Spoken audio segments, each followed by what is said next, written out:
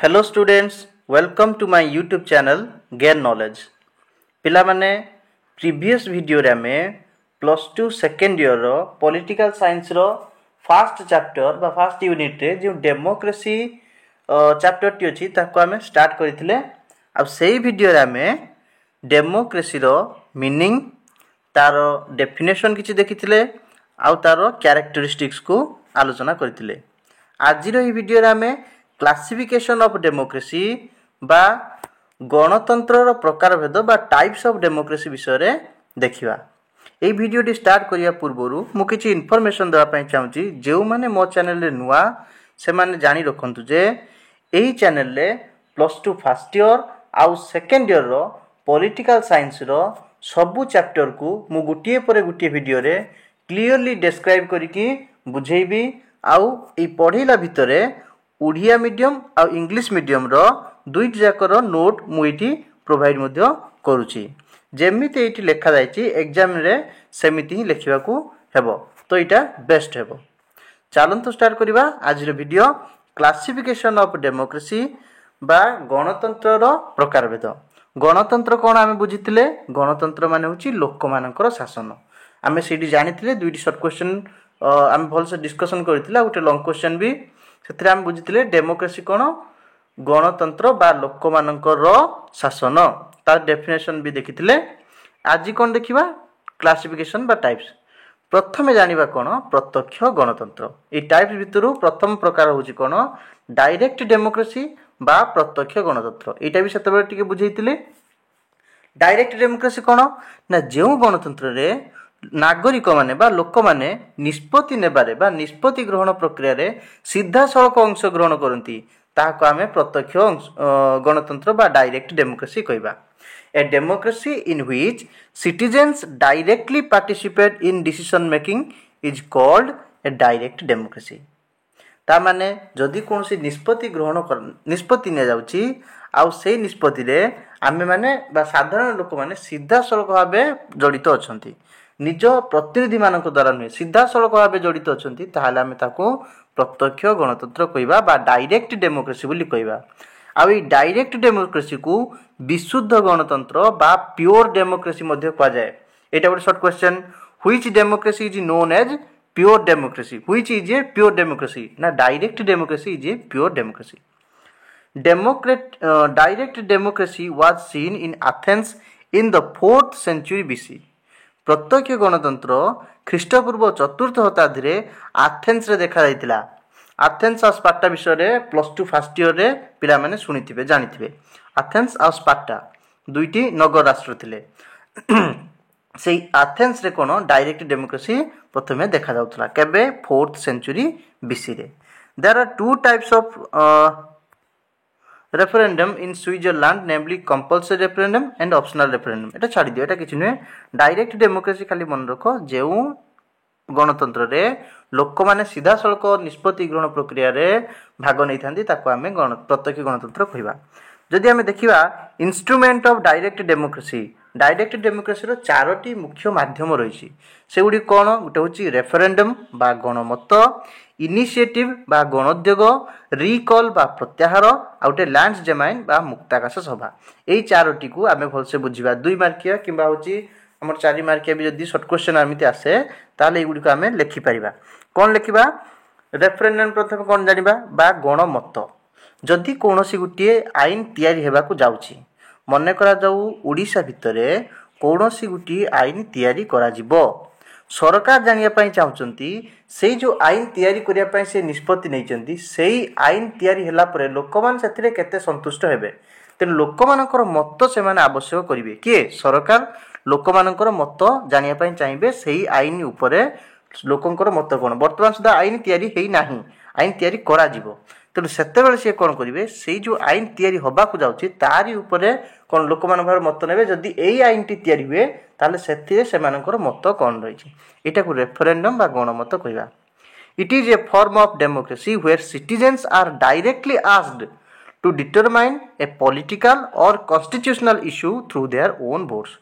व्यवस्थापिका द्वारा प्रणीत आईन को मतदाता मानकर विचार निमंते, मतदाता माने के जो माने वोटर्स ସେଇମାନଙ୍କର ବିଚାର ନିମନ୍ତେ ପ୍ରେରଣ କରି ତାଙ୍କର ମତାମତ ଲୋଡ଼ିବାକୁ ଗଣମତ କୁହାଯାଏ।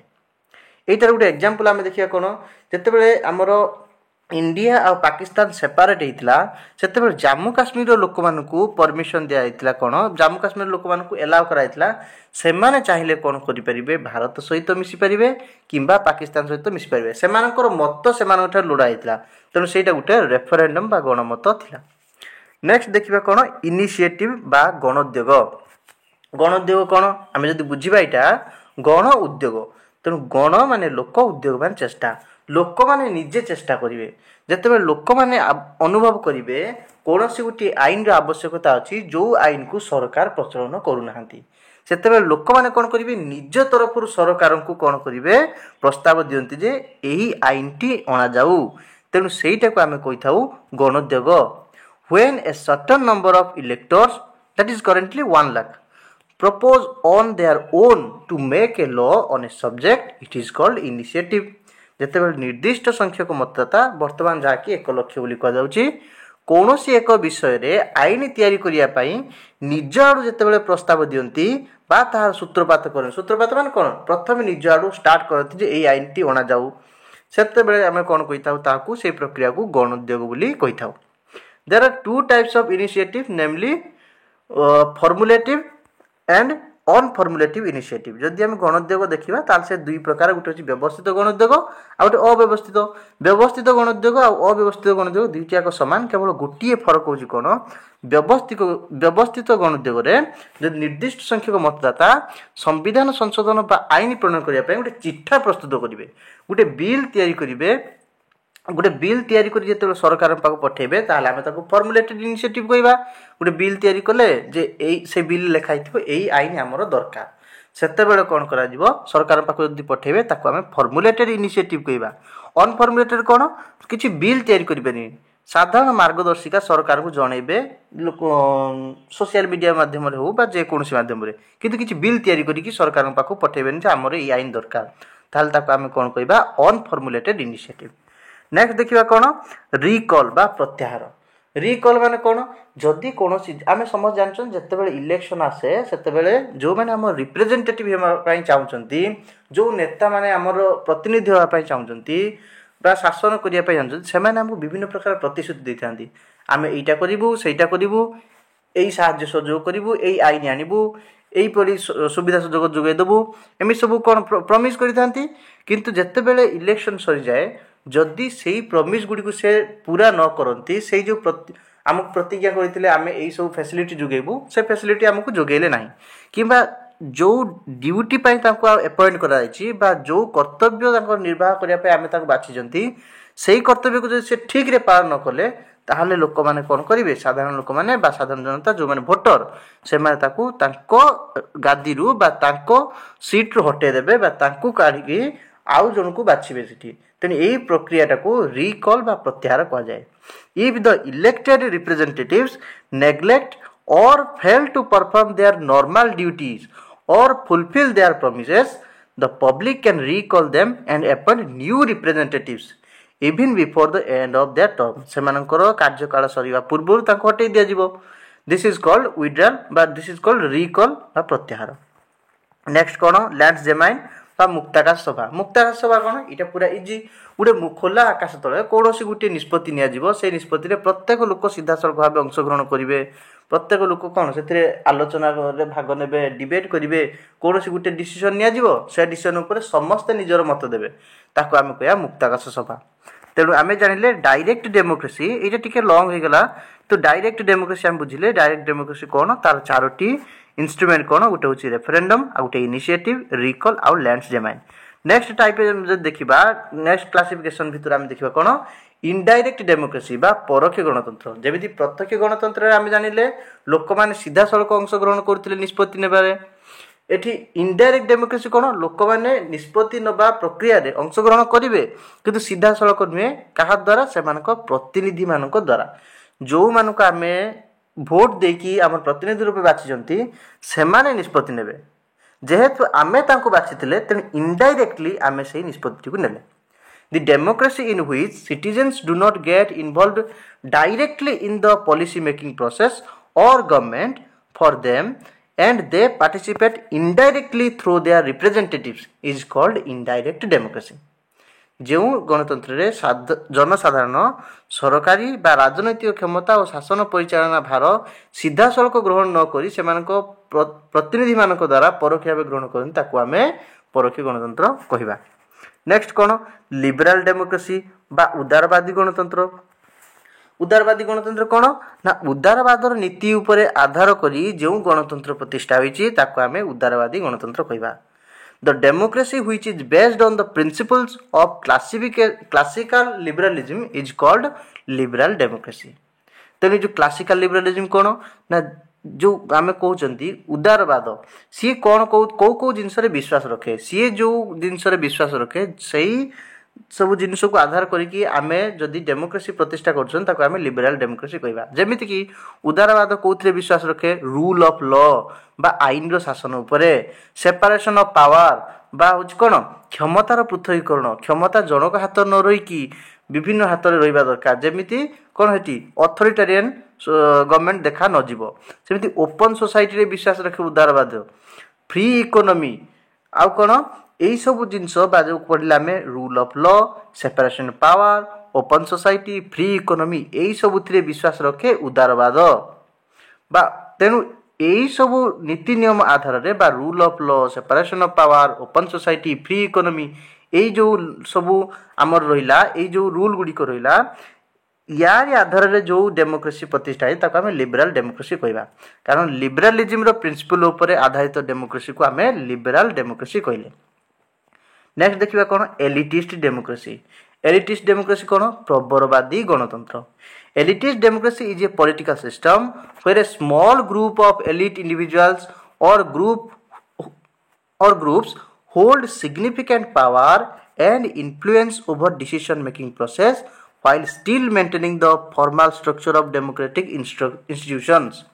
ତାର ଅର୍ଥ କ'ଣ ନା ପ୍ରବରବାଦୀ ଗଣତନ୍ତ୍ର ହେଉଛି ଏକ ରାଜନୈତିକ ବ୍ୟବସ୍ଥା ଯେଉଁଥିରେ ଗଣତାନ୍ତ୍ରିକ ଅନୁଷ୍ଠାନ ଗୁଡ଼ିକର ଆନୁଷ୍ଠାନିକ ଢାଞ୍ଚାକୁ ପରିବର୍ତ୍ତନ ନ କରି ଆନୁଷ୍ଠାନିକ ଢାଞ୍ଚାକୁ ବଜାୟ ରଖିବା ସହିତ ପ୍ରବର ବ୍ୟକ୍ତିମାନେ କିମ୍ବା ଗୋଷ୍ଠୀର ଏକ ଛୋଟ ଗୋଷ୍ଠୀ ନିଷ୍ପତ୍ତି ଗ୍ରହଣ ପ୍ରକ୍ରିୟାରେ ଗୁରୁତ୍ୱପୂର୍ଣ୍ଣ ଶକ୍ତି ଓ ପ୍ରଭାବିତ କରିଥାନ୍ତି। ତାମାନେ କିଛି ଧନିକ ଶ୍ରେଣୀର ଲୋକ ବା କିଛି ଗୁରୁତ୍ୱପୂର୍ଣ୍ଣ ବ୍ୟକ୍ତି ସେଇମାନେ କ'ଣ କରନ୍ତି? ଗଣତନ୍ତ୍ରର ଯେଉଁ ରୂପରେଖ ଅଛି ତାକୁ ବଦଳାଇବେନି, ସମ୍ପୂର୍ଣ୍ଣ ରୂପେ ତା ଢାଞ୍ଚାକୁ ବଦଳାଇବେନି, କିନ୍ତୁ ଯେଉଁ ନିଷ୍ପତ୍ତି ନେବା ପ୍ରକ୍ରିୟାରେ ସବୁ ଲୋକମାନଙ୍କ ନିଷ୍ପତ୍ତି ତୁଳନାରେ ଏଇ ଯେଉଁ କିଛି ଏଲିଟ୍ ପିପୁଲ୍ ରହିଲେ ଏଇମାନଙ୍କ ନିଷ୍ପତ୍ତିକୁ ଅଧିକ ଗୁରୁତ୍ୱ ଦିଆଯିବ। ଏଇମାନଙ୍କ ଦ୍ୱାରା ହିଁ ନିଷ୍ପତ୍ତି ଗ୍ରହଣ ପ୍ରକ୍ରିୟା ବହୁଳ ମାତ୍ରାରେ ପ୍ରଭାବିତ ହେବ। ତେଣୁ ଆମେ ସେଇ ଗଣତନ୍ତ୍ରକୁ ଏଲିଟିଷ୍ଟ ଡେମୋକ୍ରେସି କହିବା। ବା ଯେଉଁ ଗଣତନ୍ତ୍ରରେ ଏଲିଟ୍ ପିପୁଲଙ୍କର ମାନେ ଧନିକ ଶ୍ରେଣୀର ବା ଯେଉଁ ଗୁରୁତ୍ୱପୂର୍ଣ୍ଣ ବ୍ୟକ୍ତି କିଛି ରହିଛନ୍ତି ସେଇମାନଙ୍କର ପ୍ରଭାବ ଅଧିକ, ଆମେ ତାକୁ ଏଲିଟିଷ୍ଟ ଡେମୋକ୍ରେସି କହିବା। ନେକ୍ସଟ କ'ଣ ଦେଖିବା ଆମେ? ପ୍ଲୁରାଲିଷ୍ଟ ଡେମୋକ୍ରେସି। ପ୍ଲୁରାଲିଷ୍ଟ ଡେମୋକ୍ରେସି କ'ଣ?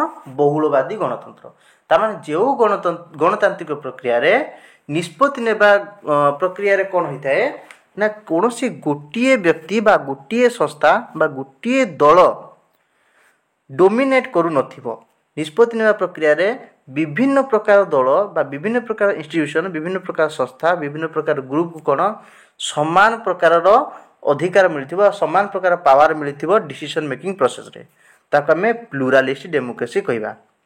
Pluralist democracy is a political system where power is distributed among various groups, organizations, and interests, ensuring that no single entity dominates the decision-making process.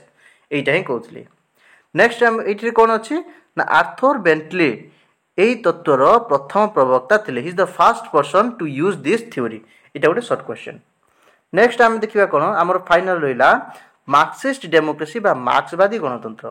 ତେଣୁ କାର୍ଲମାର୍କ୍ସଙ୍କ ନୀତି ଆଧାରରେ ବା ମାର୍କ୍ସବାଦ ନୀତି ଆଧାରରେ ଯେଉଁ ଗଣତନ୍ତ୍ର ପ୍ରତିଷ୍ଠା ହେଇଛି ତାକୁ ଆମେ ମାର୍କ୍ସବାଦୀ ଗଣତନ୍ତ୍ର କହିବା।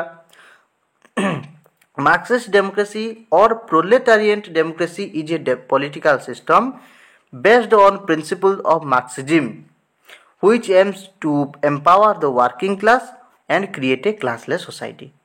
ତେଣୁ ମାର୍କ୍ସବାଦୀ ଗଣତନ୍ତ୍ର କହିଲେ ଆମେ ସେଇ ଗଣତନ୍ତ୍ରକୁ ବୁଝିବା ଯେଉଁ ଗଣତନ୍ତ୍ର ମାର୍କ୍ସବାଦର ନୀତି ଉପରେ ଆଧାରିତ। ମାର୍କ୍ସବାଦର ନୀତି କ'ଣ ଥିଲା?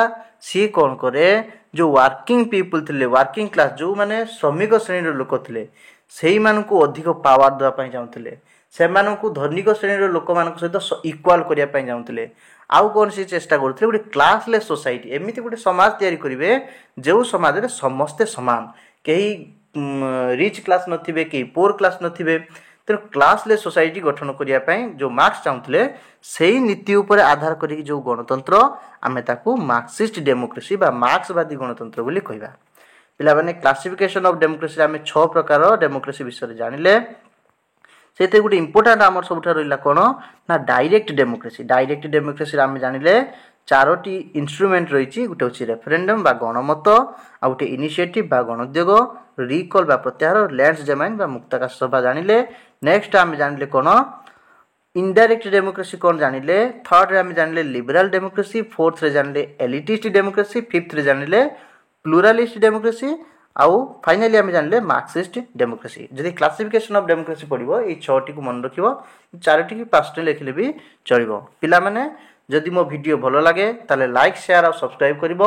ଆଉ ଟିକେ କମେଣ୍ଟ କରି ଜଣାଇବ କେଉଁ ଡିଷ୍ଟ୍ରିକ୍ଟରୁ ମୋ ଭିଡ଼ିଓ ସବୁ ଦେଖୁଛ, ଆଉ ମୋ ଭିଡ଼ିଓ କେମିତି ଲାଗୁଛି କମେଣ୍ଟ କରିକି ଜଣାଇବ। ଧନ୍ୟବାଦ।